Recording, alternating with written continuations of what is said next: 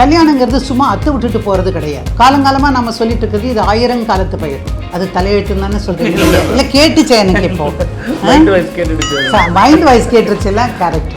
இந்த ஆடிக்கு நம்ம சென்னை சில்க்ஸ்ல up to 50% off combo offer, uniform sari collections எல்லாம் சேர்ந்து சேவிங்ஸும் பிளாஸ்ட், கலெக்ஷன்ஸும் பிளாஸ்ட். நம்ம தி சென்னை சில்க்ஸ். தமிழ்நாட்டுல எல்லாமே சேஞ்ச் ஆயிடுச்சு. உங்க நகையையும் சேஞ்ச் பண்ணுங்க. உங்க பழைய நகைக்கு கிராமுக்கு 150 ரூபாய் கூடுதலா வாங்கி புது நகை எடுத்துக்கோங்க. அதே கம்மி சேதாரம் தான் உங்க லலிதால மட்டும்தான். ஆச்சி மசாலா, எந்த சமையலும் ருசி தேடும் ரகசியம் 20 ரூபாய். இப்போ இவர் வேலை செய்கிற இடத்துலையே கொஞ்ச நாள் என்னப்பா உங்கள் ஒய்ஃப் எங்கேன்னு கேட்பாங்க. அவங்க ஆண்டி வீட்டுக்கு போயிருக்கிறார் அப்படின்னு. எந்த அந்த ஆண்டியா அப்படின்னு ஒரு பேரை சொல்லுவாங்க. அப்புறம் நிறைய பேர் அந்த உறவையே வித்தியாசமாக பேசுகிறாங்க.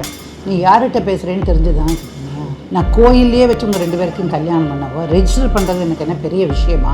சார் ரெஜிஸ்டர் யார் கூட அவள் வாழ்கிறாளோ அவங்களோட வச்சு நீங்கள் ரெஜிஸ்டர் பண்ணுங்கள் அப்படின்னு என்ன அர்த்தம்?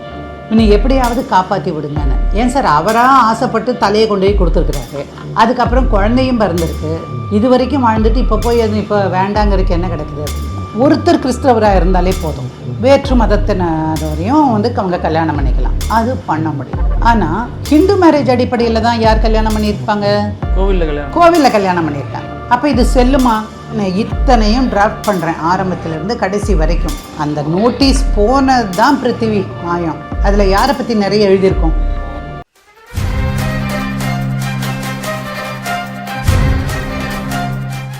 நக்கீரநேயர்களுக்கு வணக்கம். வழக்கிய நிகழ்ச்சிக்கு வரவேற்கிறோம். வழக்கறிஞர் சாந்தகுமாரி மேடம் நம்முடன் இணைந்திருக்காங்க. அவங்கள வரவேற்று நிகழ்ச்சிக்குள்ளே பயணிக்கலாம். மேடம் வணக்கம். வணக்கம். சொல்லுங்கள். எப்போவுமே நீங்கள் தான் சொல்லணும், நாங்கள் கேட்குற இடத்துல தான் இருக்கோம். அடையாப்பா, இது ரொம்ப நல்லா இருக்குது. இந்த வாரத்து கதை ராபர்ட் அப்படிங்கிற ராபர்ட் சாந்தராஜா, என்னவோ அவர் பேர், எனக்கு செகண்ட் நேம் கரெக்டாக தெரியல. அப்படிப்பட்ட ஒருத்தர். அவர் போலீஸில் வேலை செஞ்சவர். அவர் செக்யூரிட்டிக்காக அடிக்கடி இங்கே வருவார். இங்கே நம்ம ஹைகோர்ட்டுக்குள்ளே வர ஆள்.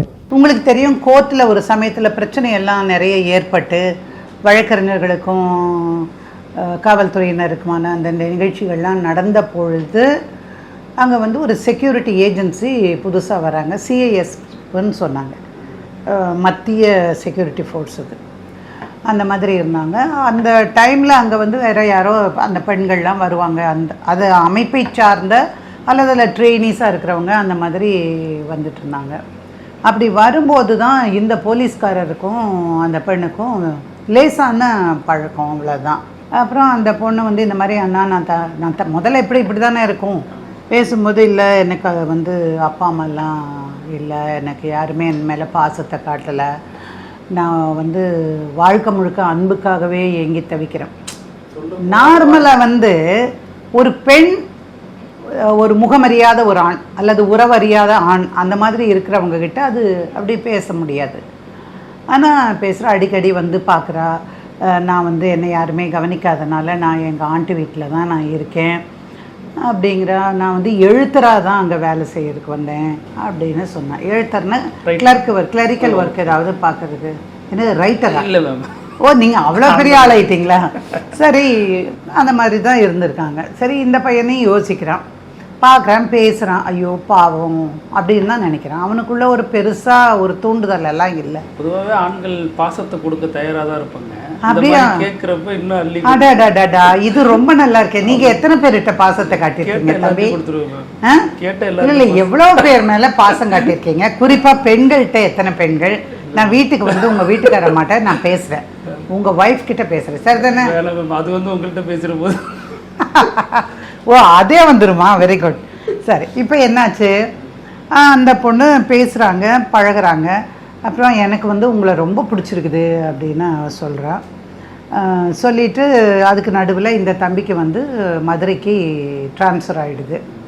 ஸோ மதுரைக்கு அவர் போயிடுறாரு. போகிறதுக்கு முன்னாடி என்ன சொல்கிறா, எனக்கு இவ்வளோ நாள் எனக்கு ஒரு ஆறுதலாக இருந்தீங்க, நான் சொல்கிற கதையெல்லாம் கேட்டீங்க, எனக்கு சொன்ன கேட்குறதுக்கு கூட நான் ஆள் இல்லாத அனாதை மாதிரி தான் இருக்கேன். நிஜமாகவே ஒரு மனம் இறங்கி சரி வா காஃபி சாப்பிட்டுட்டு போவியாமாவா அப்படின்னுலாம் இங்கே இருக்கும்போது பேசினது தான். அவர் அங்கே போயிடுறாரு. போகிறதுக்கு முன்னாடி அவர் சொல்கிறா, எனக்கு அவ்வளோ ஆறுதலாக இருந்தீங்க, உங்களுக்கு நான் ஏதாவது செய்யணும்னு நான் நினைக்கிறேன். எனக்கு இத்தனை காலத்தில் ஒரு ஆண் கூட என்கிட்ட இந்த அளவுக்கு காது கொடுத்து என் விஷயத்த கேட்டதில்லை அப்படின்னு. ஒரு டச்சிங், மெல்ல டச்சிங் இதெல்லாம். அப்புறம் அவள் ஒரு பவுனுக்கு வந்து ஒரு செயின் வாங்கிட்டு வந்து இது என்னுடைய நினைவாக நீங்கள் வச்சுக்கோங்க அப்படின்னு போடுறாப்புல. இவனுக்கு பெரிய ஆச்சரியம். இப்போத்த மாதிரி இப்போ பவுன் ₹1,00,000 இல்லைன்னாலும் ஒரு தங்க செயினை ஒரு பொண்ணு கொடுக்குறதுங்கிறது அதிசயம். எனக்கு எதுக்கு இதெல்லாம், நான் இதெல்லாம் போடுறதே கிடையாது. இல்லை உங்கள் கழுத்துக்கு ரொம்ப நல்லா இருக்கும் போடுங்க. இது அடுத்த அம்பு. அவருக்கு எது நல்லா இருக்குன்னு இந்த பொண்ணுக்கு தெரிஞ்சிருக்கு. ஸோ இவர் வந்து அதை வாங்கியும் போட்டுட்டு டாட்டா சொல்லிவிட்டு மதுரை போய்ட்றாரு. மதுரையிலேருந்து மறுபடியும் ஏதாவது ஒன்றுன்னா அந்த பொண்ணு வந்து ஃபோன் பண்ணி பேசும், எப்படி இருக்கீங்க என்ன ஏதுன்னெல்லாம். அப்புறம் ஒரு தடவை இந்த பொண்ணு வந்து அவங்கள பார்க்கறதுக்கே வந்திருக்கிறா மதுரைக்கு. மதுரைக்கு வரும்போது அவர் கழுத்தில் பார்த்தா அந்த செயினை காணும். அப்போ என்ன, நான் வாங்கி கொடுத்த செயின் என்னாச்சு, நான் என்ன அன்புக்கு அடையாளமாக தானே நான் கொடுத்தேன், செயின் என்னாச்சு அப்படின்னு கேட்குறேன். இல்லை என்ன ஒன்னோட்டு தங்கச்சி வந்திருக்கா, அவள் வந்து அண்ணா நீ மட்டும் போட்டிருக்க, எனக்கு கூட நான் ஒரு 2 நாள் போட்டுட்டு தரேனே அப்படின்னு சொன்னான். அப்படின்னு சொல்லிவிட்டு இந்த பொண்ணை கூட்டிகிட்டே அவங்க வீட்டுக்கு போகிறான். போயிட்டு பாரு இதுதான் என் தங்கச்சி, இது எங்கள் அம்மா எங்கள் அப்பா. இந்த பொண்ணு யாருப்பா அப்படின்னு. இல்லை இங்கே தான் கோர்ட்டில் வேலை செய்யுது, கிளர்க்காக வேலை செய்யுது அதான் அப்படின்னு. உடனே அது என் செயின் அப்படின்னு அங்கே பேசுகிறான். அது எப்படி உங்கள் செயினாகும், இது எங்கள் அண்ணன் தான் எனக்கு கொடுத்தாப்புல அப்படின்னு அந்த பொண்ணு சொல்கிறான். அவளை வந்து அமைதிப்படுத்திட்டு நீ வா வெளியே அப்படின்னு சொல்லிடுறான். இவளுக்கு வெளியே வந்தோடனே சரியான கோபம். நான் வந்து உனக்கு தாலி கட்டுற மாதிரி நினச்சி தான் நான் வந்து அந்த மாதிரி உனக்கு அந்த செயினையே நான் போட்டேன் தெரியுமா அப்படின்னு. இது என்ன காலத்துக்கு அதை இதெல்லாம் யாராவது பொம்பளைக்கு போய் ஆம்பளைக்கு கொடுப்பாங்களே, இல்லை அது வந்து என்னுடைய நெருக்கத்தை காட்டுறதுக்காக தான் நான் வாங்கி கொடுத்தேன். அப்படின்னா ஒன்று பண்ண, நீ எப்போ உங்கள் அக்காக்கெல்லாம் உங்கள் அக்காவோ தங்கச்சியோ அது கொடுக்குறதுன்னு ஆச்சுன்னா நீ எனக்கு நான் செயின் வாங்கி கொடுத்த காசை நீ எனக்கு திருப்பி கொடுத்துரு அப்படின்னு கேட்கு.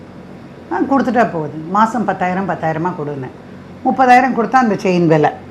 ஸோ அதை கொடுக்குறேன், நான் கொடுக்குறேன் அப்படின்னு சொல்லிடுறான். அப்புறம் அவன் கொஞ்சம் கொஞ்சமாக குறைச்சிட்றான். எதுக்கு இது தேவையில்லாத இந்த வம்புலையெல்லாம் நம்ம மாட்டிக்கிட்டு வேண்டான்னு.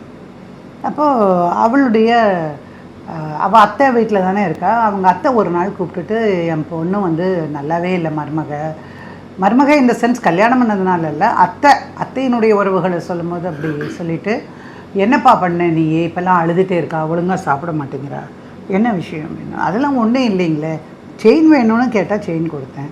ஆமாம் செயினே நான் தான் வாங்கி கொடுத்தேன், அவள் கேட்டுக்கிட்டே இருந்தா, அவகிட்ட காசு இல்லைன்னா அதுக்காக தான் நான் வாங்கி கொடுத்தேன் அப்படின்னு. அதுக்கு தாங்க நான் பணம் திருப்பி கொடுத்துட்டேன் அப்படின்னு. அப்புறம்தான் நினைக்கிறான் இந்த அம்மா தான் சப் இன்ஸ்பெக்டர்னு சொல்லிச்சே. யார்? அந்த பொண்ணோட அத்தை வந்து சப் இன்ஸ்பெக்டராக இருந்திருக்காங்க அந்த காலத்தில். அப்போது அப்படின்னாங்க, ஓ அந்தம்மா தான் இவங்க பேசுகிறாங்க போல் அப்படின்னு தெரிஞ்சுக்கிட்டு நான் கொடுத்துட்டேங்க அப்படின்னு. அது போனால் போது, அது வந்துருச்சு, நான் தான் வாங்கிட்டேன், ஏன்னா நான் தான் அதுக்கு காசு கொடுத்து வாங்கி கொடுத்தேன், அதனால் நான் வாங்கிட்டேன், பரவாயில்ல வந்து பார்த்துட்டு போங்க அப்படின்னு சொல்கிறாப்புல அந்த அம்மா.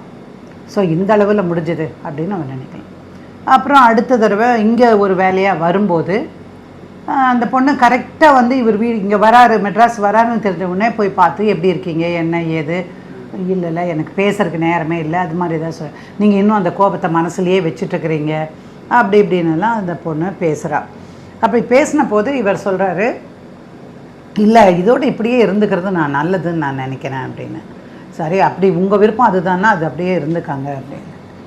சரி அப்போ தான் கேட்குறேன், ஏன் உனக்கு கல்யாணம் ஆகலையா என்னாச்சுன்னு. எனக்கு பிடிக்காத ஒரு ஆளை எனக்கு கல்யாணம் பண்ணி வச்சாங்க. அந்த பொண்ணு வந்து ஒரு ஹிந்து. யார்?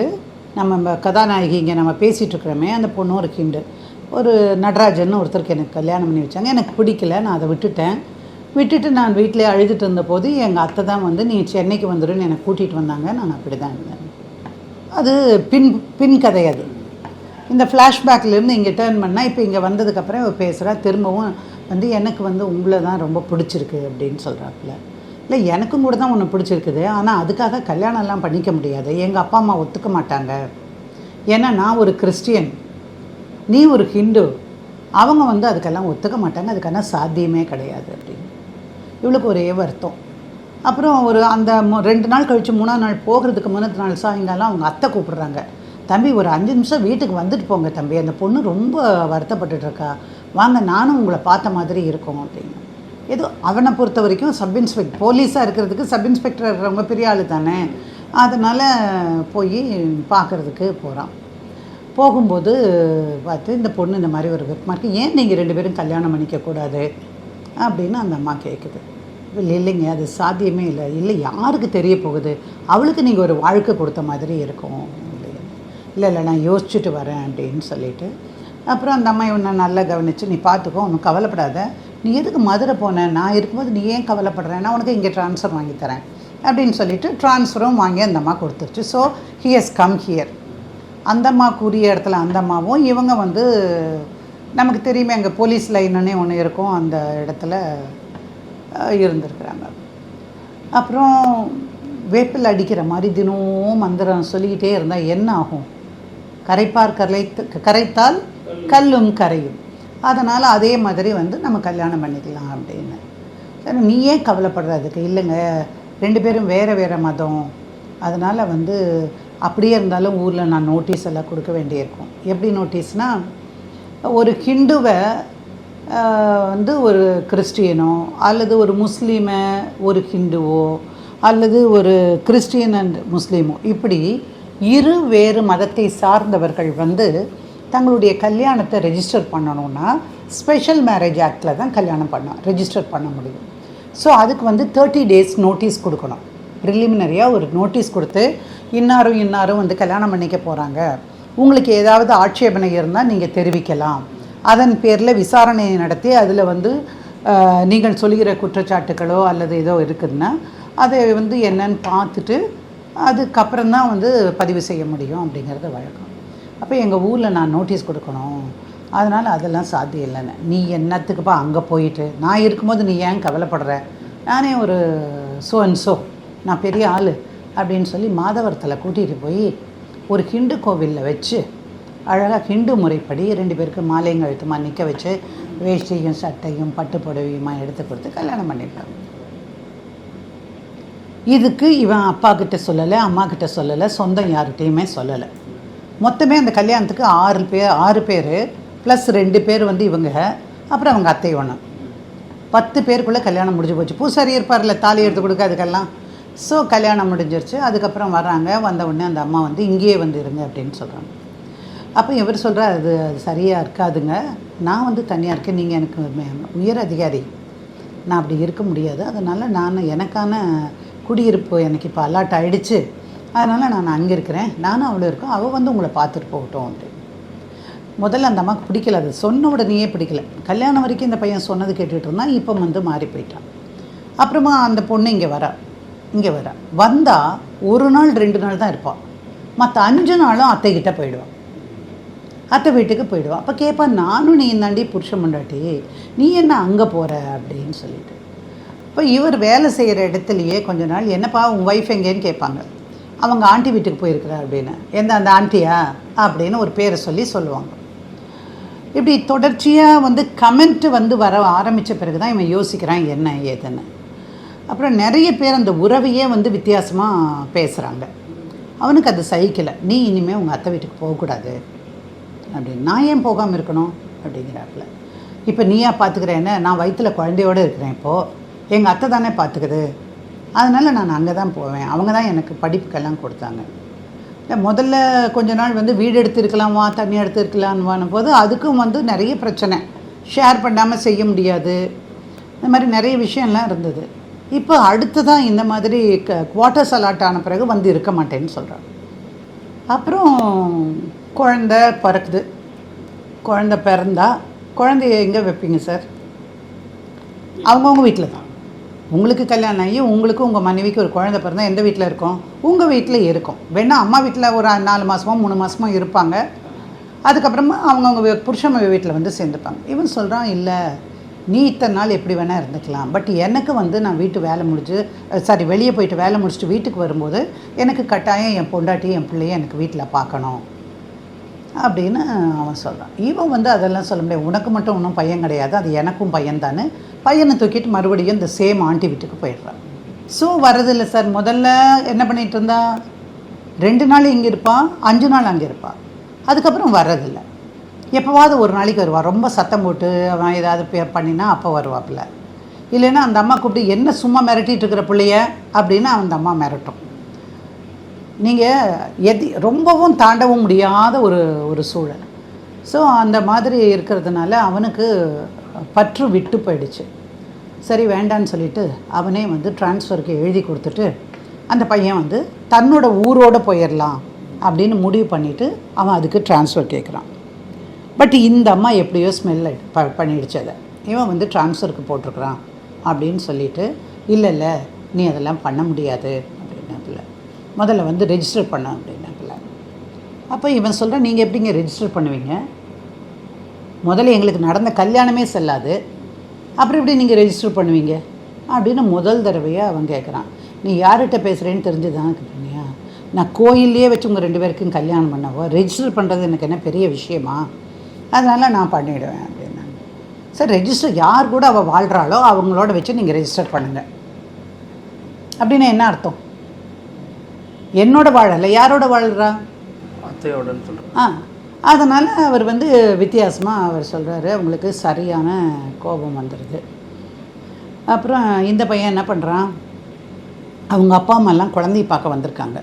குழந்தைய பார்க்க வந்தபோது 2 பேரும் நீங்கள் வேலைக்கு போகிறீங்க, குழந்தை 1 வயசு 1.25 வயசு ஆகிடுச்சு, இனி எங்ககிட்ட இருக்கட்டும், நாங்கள் பார்த்துக்குறோம், நீங்கள் உங்கள் தொழிலை பாருங்கள், நாங்கள் கிராமத்துக்கு கூட்டிகிட்டு போகிறோம் அப்படின்னு எல்லாம் சொல்கிறாங்க. அதுக்கு குழந்தைய கொடுக்க மாட்டேன் அப்படின்னு சொல்லியிருக்காங்க. அதுக்கு முன்னாடி வரைக்கும் தெரியாமல் இருந்தது. குழந்தை பிறந்தபோது தான் அவங்களுக்கு தெரிய வந்தது. அப்போது அவங்க சொல்கிறாங்க, கல்யாணம் ஆகிடுச்சானோடனே இவங்க கல்யாண ஃபோட்டோ மாதவரத்தில் வச்சு நடந்தது அந்த கல்யாண ஃபோட்டோவெல்லாம் காட்டியிருக்காங்க. ஸோ இதுக்கு அப்புறமா தான் விஷயம் வந்து ஒரு அடிமை போல் இந்த பையன் இருக்கணும் அப்படின்னு நினைக்கிறாங்க. அப்புறம் அந்த அம்மா எங்கே போனாலும் இந்த பொண்ணை கூட்டிகிட்டு போகுது. சரி, ஒரு புருஷனும் பொண்டாட்டியும் போகிற மாதிரி போக முடியாது. ஸோ அது வந்து பிடிக்காமல் போனதுனால சொன்னேன், இனிமேல் அந்த வீட்டுக்கு போனீங்கன்னா நான் வந்து உன்னோட வாழ மாட்டேன். ஒன்று நீ எனக்கு பொண்டாட்டியே இருக்கணும், இல்லை நீ உங்கள் அத்தையோடையே போய் நீ செட்டில் ஆகிக்கோ. உனக்கு அந்த அம்மா தானே வேணும், அந்த அம்மாக்கிட்டேயே நீ போய் செட்டில் ஆகிக்க. ஊர் நாட்டில் எல்லாரும் பேச ஆரம்பிச்சிட்டாங்க. எந்நேரம் ஏன்டா உன் பொண்டாட்டி அங்கேயே கிடக்குறான்னு கேட்குறாங்க. எனக்கு ரொம்ப அவமானமாக இருக்குது அப்படின்னு. உனக்கு அவமானம் இருந்தால் நீ நாண்டுக்கிட்டு சாகு, நான்லாம் வர முடியாது. நான் ஒன்றுமே இல்லாமல் இருந்த போது, எங்கள் அப்பா அம்மா என்னை பார்த்துக்காத போது, அன்புக்காக நான் ஏங்கிட்டு இருந்த போது எங்கள் அத்தை தான் எனக்கு வழிகாட்டி என்னை எழுத்துறாக்கி அந்த மாதிரிலாம் பண்ணியிருக்காங்க. ஸோ வந்து நான் வர முடியாது. சரி, நீ வர முடியாட்டுன்னு பரவாயில்ல, நான் வரல, நான் அந்த வீட்டு பக்கம் வரமாட்டேன் அப்படின்னோடனே அந்த அம்மா சரி ஃபஸ்ட்டு பர்த்டே வருதுங்க, நீங்கள் வந்து பர்த்டே மட்டும் செலிப்ரேட் பண்ணிவிட்டு போங்க அப்படின்னு அந்த ஆண்டி கூப்பிடுது. ஆண்டி கூப்பிட்ட பிறகு இந்த பையன் அங்கே போகிறான். தன்னுடைய மகனுக்கு ஒரு பர்த்டேங்கும்போது நான் போகணும்னு சொல்லிட்டு போகிறான். அதெல்லாம் ஃபோட்டோ எடுத்து வச்சுக்கிறாங்க. ஸோ இவளுக்கு கல்யாணம் ஆகிடுச்சுன்னு ஒரு ஃபோட்டோ இருக்குது, இப்போது குழந்தை பிறந்ததில் இது இருக்குது, அப்புறம் 3வது இப்போ பர்த்டே கொண்டாடி. ஸோ இது ஃபேமிலினுக்கு இருக்கான ப்ரூஃப் எல்லாத்தையும் அந்த அம்மா ரெடி பண்ணிடுச்சு. பட் இத்தனைக்கு அப்புறமும் அவள் என்ன சொல்லியும் கேட்காததுனால இந்த பொண்ணு இங்கே வர்றது நிறுத்திட்டா சார். குழந்தை அங்கே இருக்கும், இவர் தன்னால் வந்து படுக்கணும். அப்போது அப்படி வரும்போது அவருடைய ஃப்ரெண்டு ஒருத்தர் கூட வரார். அடிக்கடி வந்து பார்த்துட்டு, ஏன்டா இதென்ன வீடாடா, நீ வாழ வேண்டாமா, உனக்கு எவ்வளோ நாளைக்கு நீ இப்படியே இருப்ப அப்படின்னெல்லாம் சொல்லத்தானே சார் யாருமே செய்வாங்க. நல்லதாக சொல்கிறவங்களும் இருப்பாங்க, இல்லை இதை பொல்லாத பொம்பளைகிட்ட நீ ஏன்டா மாட்டினேன்னு கேட்குறவங்களும் இருப்பாங்க. ஸோ அதை தாண்டி இதெல்லாம் பேசிகிட்டு இருக்கும்போது சரி போதும் அப்படின்னு முடிவு பண்ணிவிட்டு நேராக இங்கேருந்து கிளம்பி அவங்க சொந்த ஊருக்கு போயிடுவாங்க. சொந்த ஊருக்கு போனால் இவன் ஒரு கிறிஸ்டியன், அதனால் இவன் போய் அவங்க அப்பா அம்மா வந்து நீ விடுதலை தம்பி, நம்ம பார்த்துக்கலாம், என்ன பெரிய விஷயம், நீ அதை அங்கே எங்கிட்ட முதலையே சொல்லியிருக்க வேண்டாமா அப்படின்னு சொல்லிவிட்டு உனக்கு வந்து நான் கல்யாணம் பண்ணி வைக்கிறோம் அப்படின்னு சொல்கிறான். அப்படி செஞ்சால் தப்பு சார். ஏன்னா ஒரு பொண்ணுக்கு தாலி கட்டிட்டு அது வந்து செல்லாத திருமணம்னு அறிவிக்காமல் நீங்கள் வந்து இன்னொரு பொண்ணை கல்யாணம் பண்ண முடியாது. அந்த சமயத்தில் தான் என்னை வந்து ஒரு போலீஸ்காரரே, நீதிமன்றத்தில் பணியாற்றுகிற ஒரு போலீஸ்காரரே கூட்டிகிட்டு இவரை வரார். இந்த மாதிரி போய் சிக்கலில் மாட்டிட்டான், இன்னும் எப்படியாவது காப்பாற்றி விடுங்கன்னு. ஏன் சார், அவராக ஆசைப்பட்டு தலையை கொண்டு போய் கொடுத்துருக்குறாரு, அதுக்கப்புறம் குழந்தையும் பிறந்திருக்கு, இது வரைக்கும் வாழ்ந்துட்டு இப்போ போய் அது இப்போ வேண்டாங்கிறதுக்கு என்ன கிடக்குது அப்படின்னு. இல்லை மேடம், அவள் வந்து வாழ்கிறது கிடையாது, அவங்க வந்து தப்பான உறவில் இருக்காங்கன்னு ஊருக்குள்ளே எல்லாத்துக்கும் பேச்சு. சார், ஊருக்குள்ளே 100 பேர் பேசுவாங்க, அதை நான் ஒரு வக்கீலாக எடுத்துக்க முடியாது. அதுக்கு என்ன ஆதாரம் இருக்குது? ஆதாரம் கிடையாது மேடம், இதுதான் விஷயம். நீங்கள் எனக்கு வந்து அந்த பையனுக்கு நீங்கள் அந்த கல்யாணத்தில் ஒரு டிவோர்ஸ் வாங்கித்தாங்க அப்படின்னு வந்து போடுறாரு. அப்புறம் தான் நான் இந்த விஷயமெல்லாம் தெரிஞ்சுட்டு யார் யாருக்கு கல்யாணம் நடக்க முடியும்? ஒரு ஹிந்துவுக்கும் கல்யாணம் நடக்கலாம். அது வந்து ஹிந்து மேரேஜ் ஆக்டு கீழே வரும். கிறிஸ்தவராக இருந்தாங்கன்னா ஒருத்தர் கிறிஸ்தவராக இருந்தாலே போதும், வேற்று மதத்தினரையும் வந்து அவங்க கல்யாணம் பண்ணிக்கலாம், அது பண்ண முடியும். ஆனால் ஹிந்து மேரேஜ் அடிப்படையில் தான் யார் கல்யாணம் பண்ணியிருப்பாங்க? கோவிலில் கல்யாணம் பண்ணியிருக்காங்க. அப்போ இது செல்லுமா? செல்லாது. ஏன்னா ஒரு கிறிஸ்டியனும் ஒரு ஹிந்துவும் கல்யாணம் பண்ணியிருக்காங்க.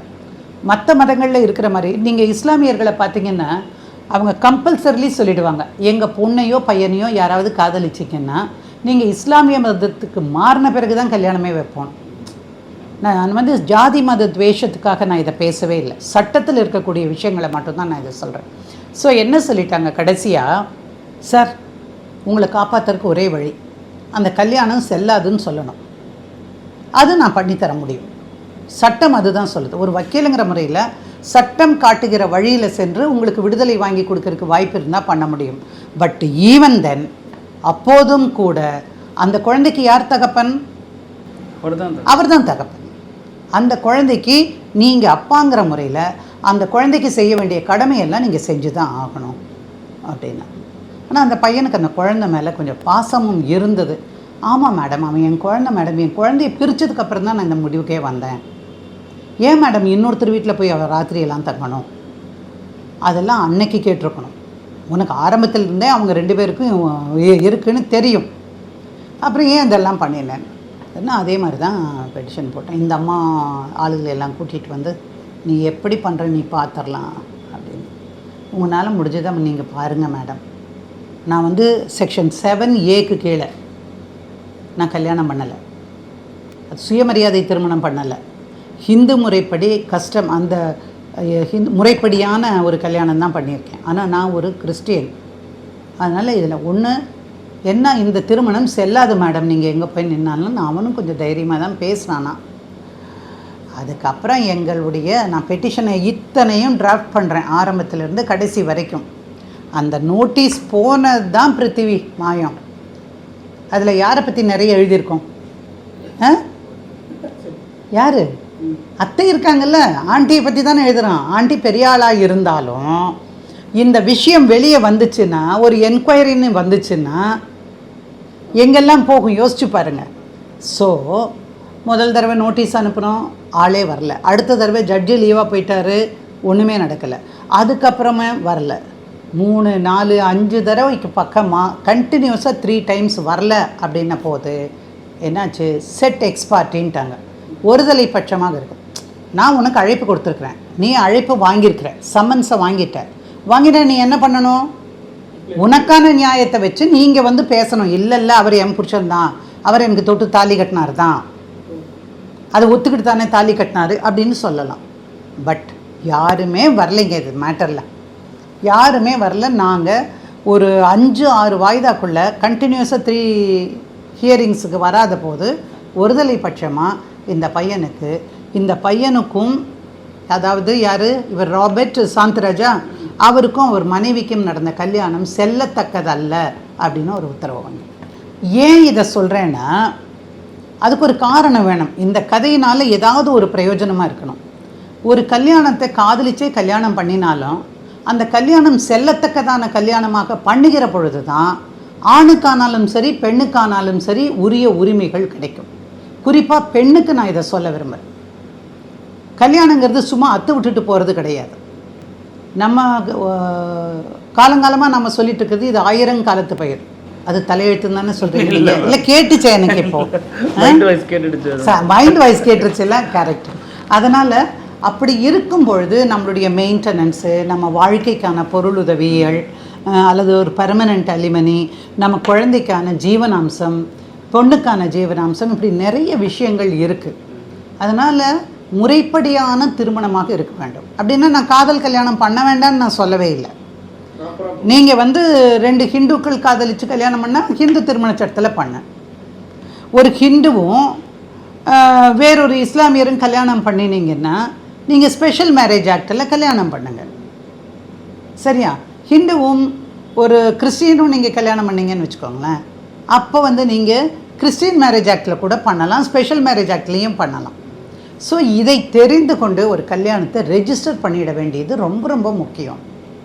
மதமறிந்து மனமறிந்தால் மட்டும் போதாது, மதமறிந்து சட்டமறிந்து திருமணம் செய்து கொள்வது பிற்காலத்தில் பெண்களுக்கானாலும் ஆண்களுக்கானாலும் அது வந்து பாதுகாப்பாக இருக்கும் அப்படின்னு சொல்கிறதுக்காக தான் இந்த கதையை சொன்னேன். லேசாக ஆரம்பித்த உறவு குறுக்குறையில் வந்து முடிஞ்சிடுச்சா மேடம்? குறுக்குறன்னு காரணம்லாம் நான் சொல்லிட்டேன். பேசலாம் மேடம். ரொம்ப நன்றி மேடம். நன்றிப்பா. நக்கீரன் டிவிக்கு சப்ஸ்கிரைப் செய்யுங்கள். உங்கள் ஆதரவே எங்கள் பலம். ஆசிரியர்களுக்கு நண்பனாகவும் மாணவர்களுக்கு ஆசானாகவும் திகழும் தேர்வு வழிகாட்டி. ஒவ்வொரு பாடத்திற்கும் அனுபவமிக்க ஆசிரியர்களின் துல்லியமான தெளிவான விடைகள். CNC இருக்கு, தேர்வு பயம் எதற்கு? இது தீரன் பப்ளிஷிங் ஹவுஸ் விற்பனை வெளியீடு.